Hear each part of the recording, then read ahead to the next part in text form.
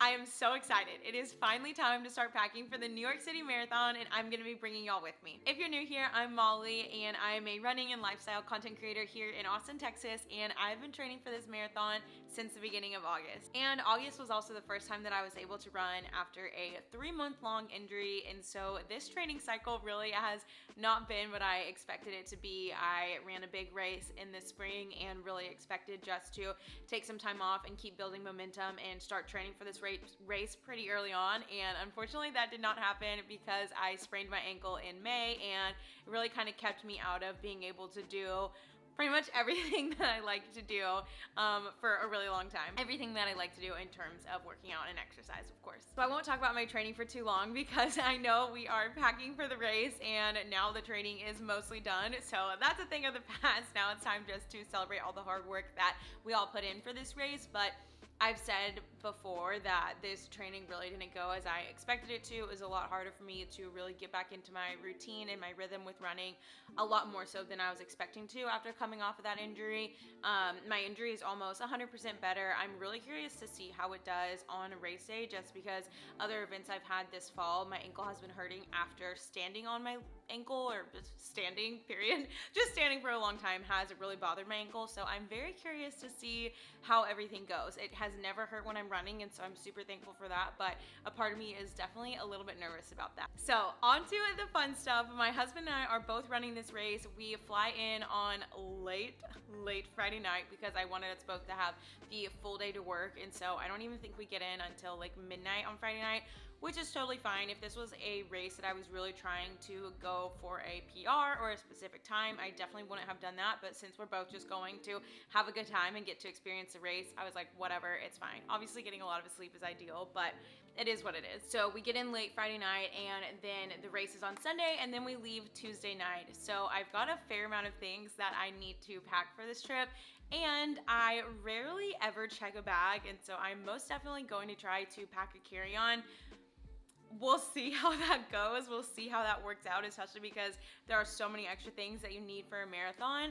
But we're about to create a list for everything that I'm gonna need to pack, and then I feel like I'll be able to have a better picture of whether or not I'll actually be able to do a carry-on or if I need to check a bag. Okay, so first things first, I am going to create a list on my phone of everything that I need. I'm gonna separate into just like things I need not related to the race, and then everything related to race day and things that I might need. So I'm gonna do that really quickly.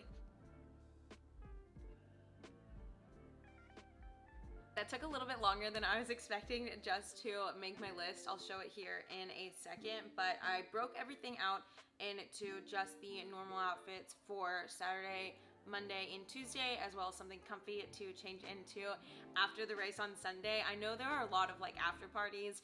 I don't really see us going to those. Not really our personality, definitely not my personality. And see myself just wanting to like eat at like get like room service and like eat in our hotel and just be all comfy and stuff. So definitely want a comfy outfit for that. So have all of the normal outfits, and then I have written out specifically my race day outfit and went through it like a million times in my head. I was like, okay, am I forgetting anything?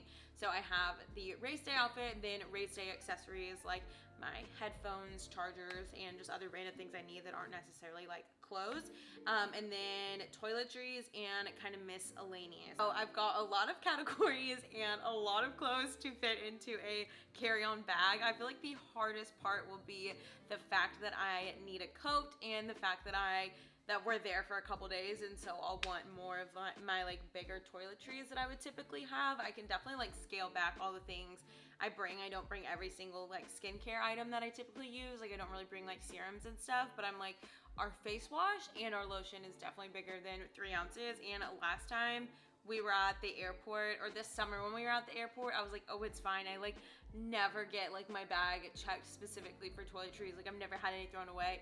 Lost $40 worth of toiletries, and so I am not letting that happen again. So definitely need to make sure that everything's actually under 3 ounces. Okay, so let's go ahead and pull out my luggage and get to packing.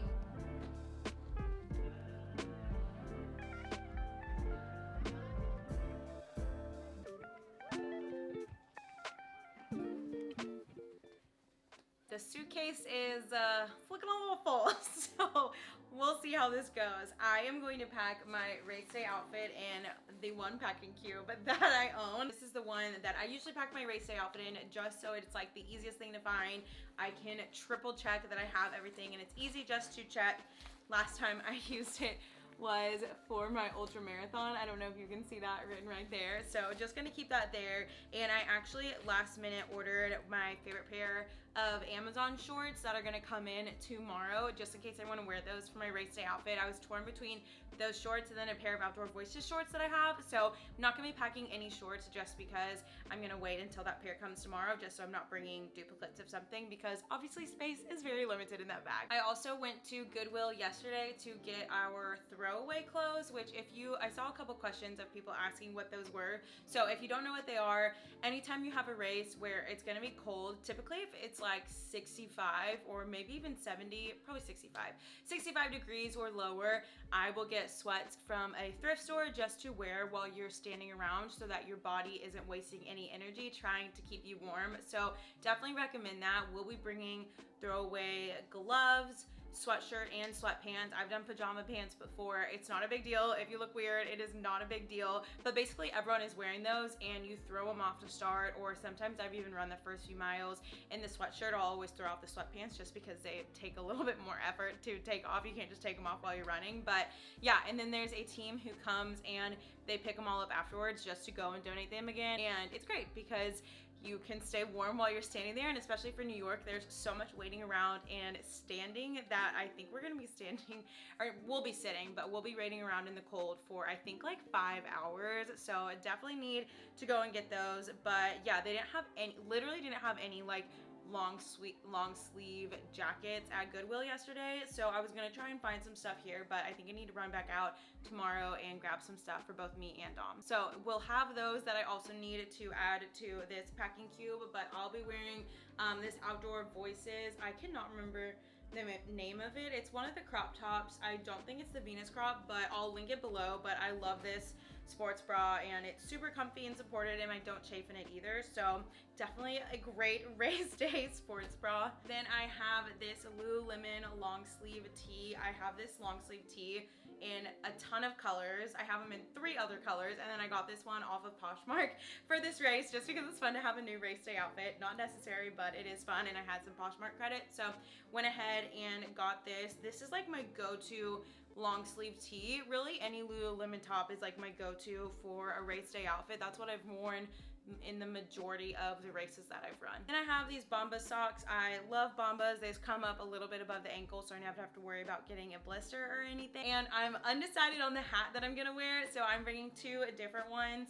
I've recently discovered the brand Skita, and they have a ton of really fun like printed hats, which I really like, but seal hats are definitely a little bit more like breathable, which it's gonna be pretty cold, so I'm not that worried about that, but we'll see. It might be like a day of, a morning of decision. And of course I have my race day shoes, so I'm wearing the On Cloud Ultras, and these honestly were just the first new pair that I'd gotten while I was injured that I tried right when coming back from my injury, and they're what I ran the majority of my runs in during this training block, so obviously gonna wear them. I have never once bought a new pair of shoes for race day. I know that's a pretty popular thing. I could see myself doing it if I was ever running for time or to try and get a PR, but I just don't really see it as necessary, and definitely think it's a way to cut back on cost. If you're like, oh my gosh, do I need a new pair of shoes for race day? You definitely don't. Okay, I got it all in here. It will not zip entirely, but that's perfectly fine. And really my point is just to make sure that it all stays in one place.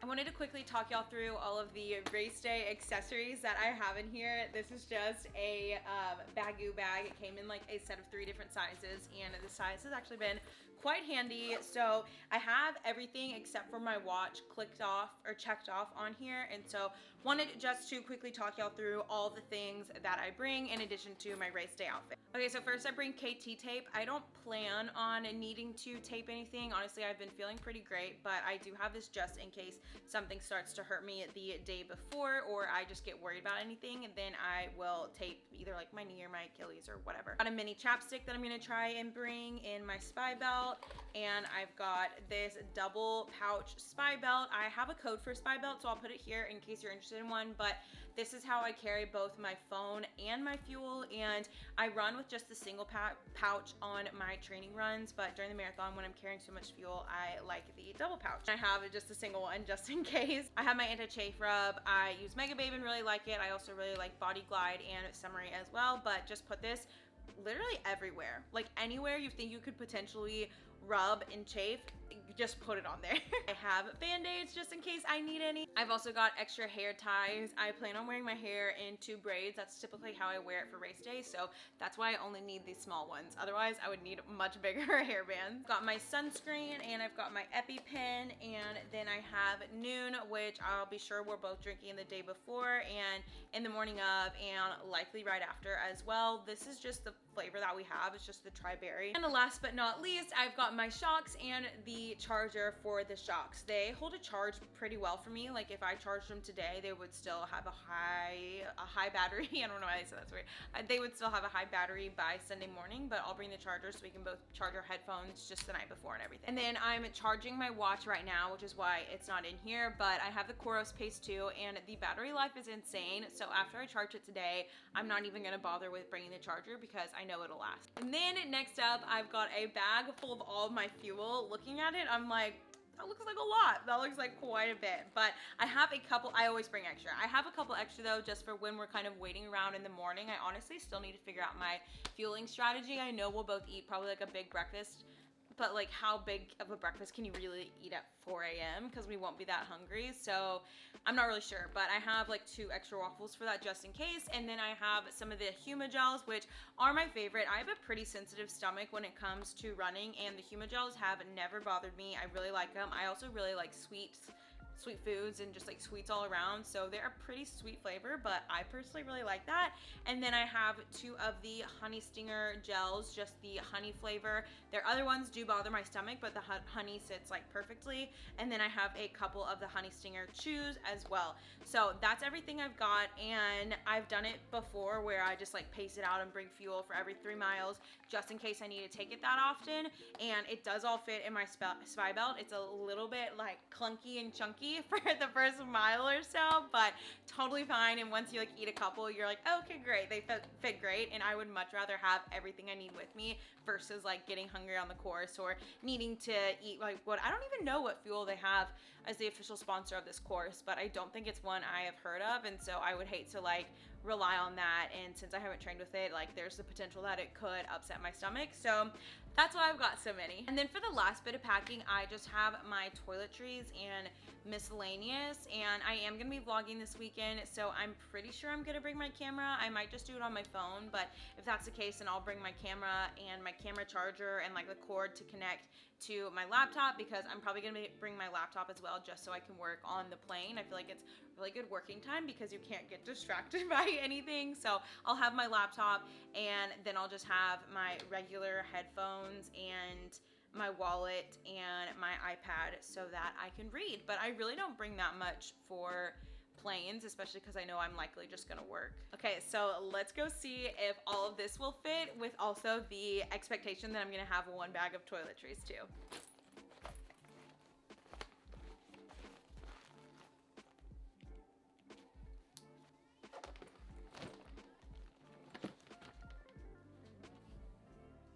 All right, that all fit a lot better than I was expecting. I'm actually very shocked and very pleasantly surprised too. So that's a big relief.